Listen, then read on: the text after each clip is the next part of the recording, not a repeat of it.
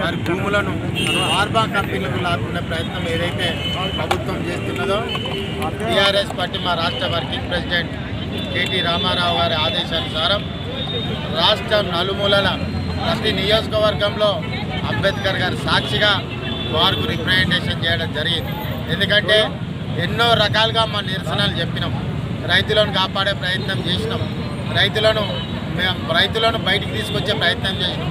అయినా ఈ కళ్ళు లేని ప్రభుత్వం, ఈ గుడ్డి ప్రభుత్వం రైతులను ఇంకా జైల్లోనే పెట్టింది, వాళ్ళ భూములను ఉంచుకునే ప్రయత్నం చేస్తున్నది. కాబట్టి ఇవాళ వరంగల్ తూర్పు నియోజకవర్గంలో నేను యాజ్ ఏ ఇన్ఛార్జిగా, అదేవిధంగా మా ఇద్దరు కార్పొరేటర్లు, అదేవిధంగా ఇద్దరు మాజీ కార్పొరేటర్లు ఉన్నటువంటి నాయకత్వం అంతా కూడా ఈరోజు అంబేద్కర్ గారికి, బిఆర్ అంబేద్కర్ గారికి ప్రశాంతమైన వాతావరణంలో పరిపాలించాలని చెప్పి ఇవాళ మేము ఈ యొక్క మా నిరసనను తెలపడం జరిగింది.